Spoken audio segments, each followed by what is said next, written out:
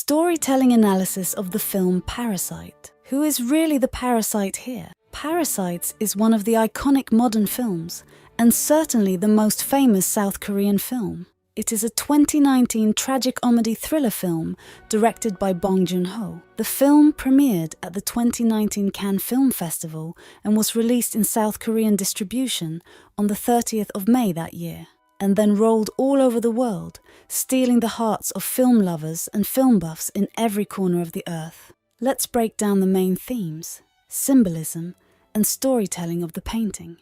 The film's plot centers around a very poor Kim family consisting of 4 people: unemployed driver ki-taek, his wife chung-sook, and their 2 children, daughter ki-jeong and son ki-woo. Both children are in their early 20s and are also unemployed and out of college due to financial difficulties. One day, Ki-woo's friend arranges for him to tutor the teenage daughter of the very wealthy Park family. Realizing that the Park family is gullible, the Kims decide to use it to their advantage in order to gain social mobility. Ki-woo recommends his sister, the latter recommends his father, the latter recommends his wife, each of them presenting false documents and pretending not to be a member of the same family. The plan to infiltrate the Park's lives works, and Kim's entire family achieves the success they never had, but everything is jeopardized. The composition of the film is based on contrasts. The 2 families are constantly compared.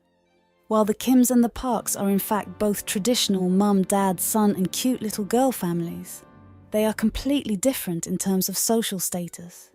And only those who are familiar with South Korean culture can fully understand this social difference. One of the main symbols that shows the contrast between these 2 families is the staircase. Stairs are used repeatedly and correspond to the themes of social climbing and class distinction between those at the top and those at the bottom. The Pakis live up on the mountain. To come to their house, you have to climb up. The Pak house is a modern spacious oasis with glass walls and a courtyard enclosed on 3 sides by hedges. This big fancy house built to an original design and is literally also one of the main characters in the narrative. The Kims live at the bottom of the social and urban stairs.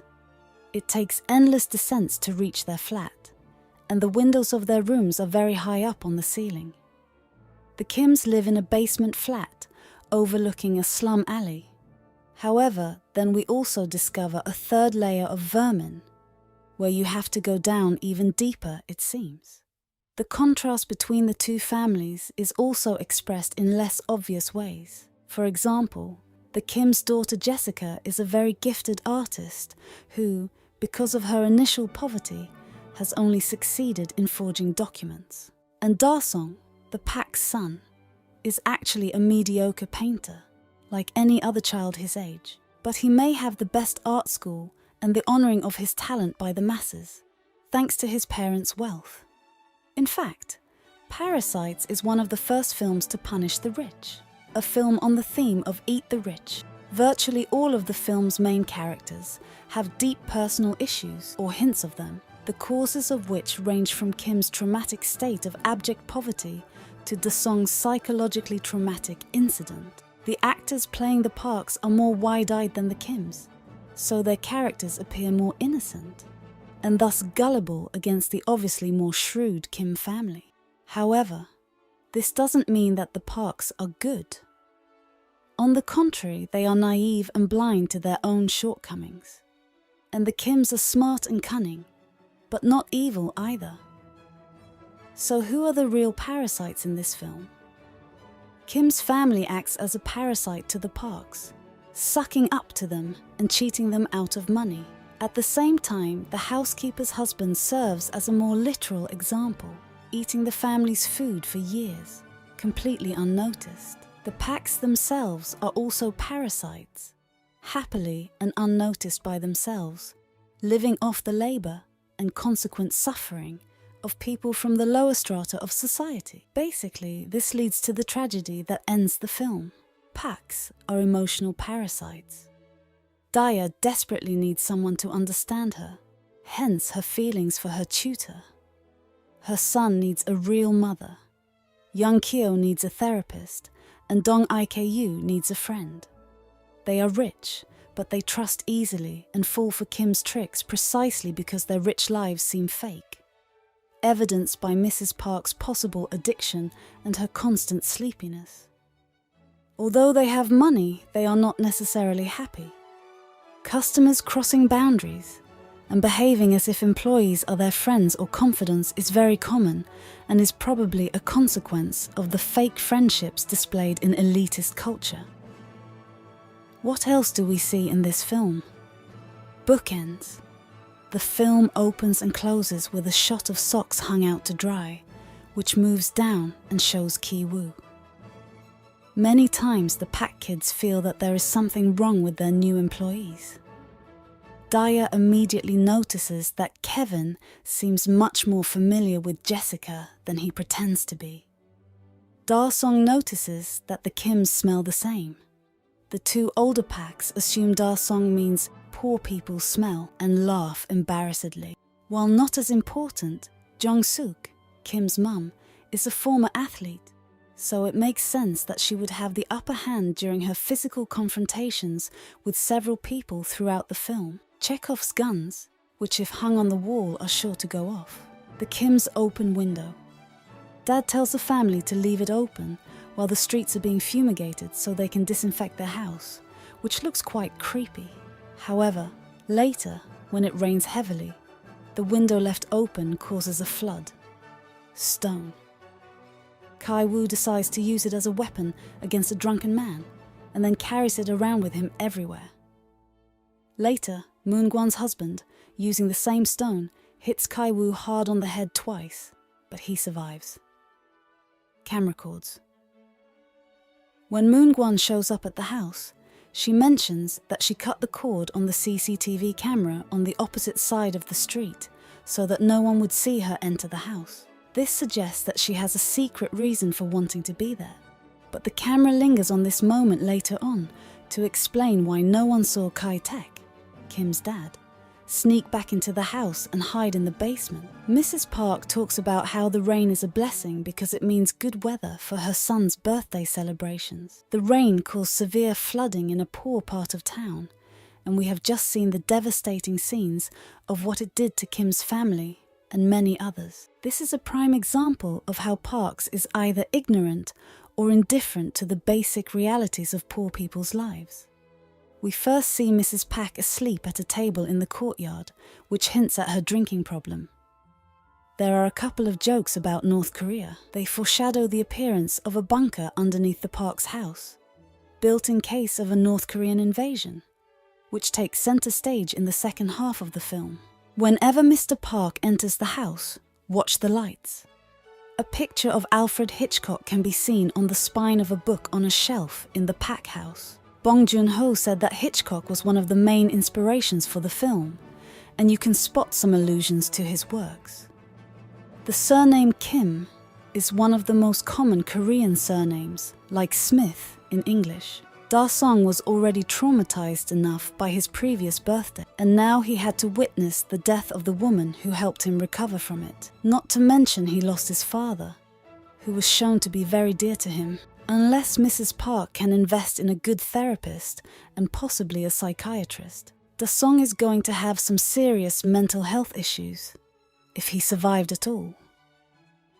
During the birthday party massacre, ki-taek is wearing the same grey shirt as Ki-woo in the very first scene, symbolizing that they are back where they started. Min is not as nice a guy as he seems. He gives Ki-woo a prosperity stone, which is a metaphor for the promise of wealth, but it's more a symbol of hope.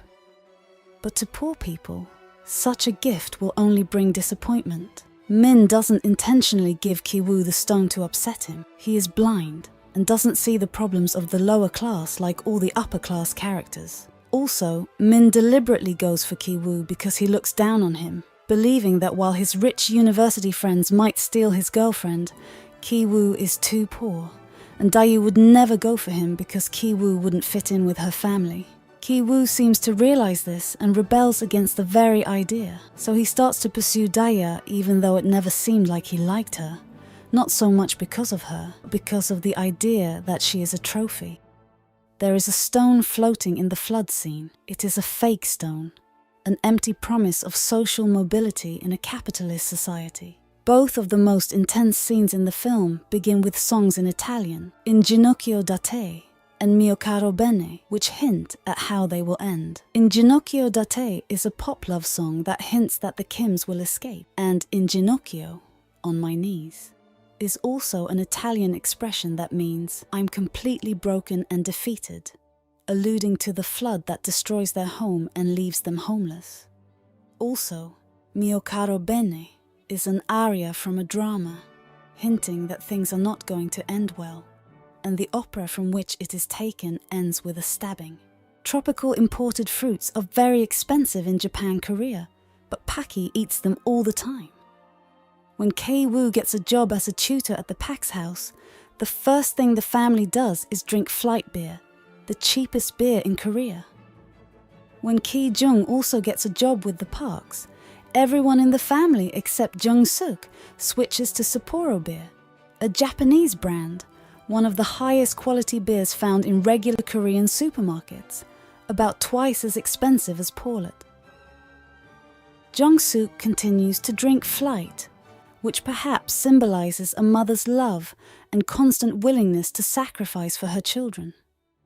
Unlike Junse and ki-taek, who commit murder out of hatred for members of a different class, Jung-sook commits murder to avenge her daughter's death, which is why she does not go to prison, but continues to live freely with her son in their old house. This is how one might characterize many Korean mothers, or ahjumas, who disregard etiquette and fashion trends and prefer practicality over everything else. Jung-sook knocking Moon-gwan down the stairs isn't just a gag or plot point. It's a metaphor for what her family has done. In trying to climb the ladder to a better life, they knock down other people who want the same thing. In doing so, they ignore the damage that results because it is not visible. The fatal head wound of Moon-gwan and the uncertain fate of driver Yoon. Like most of Bongjoon-ho's films, the film explores the negative sides of capitalism, specifically that regardless of class, age, or position, capitalism makes parasites of us. What techniques and symbols did you notice in this film? Write in the comments.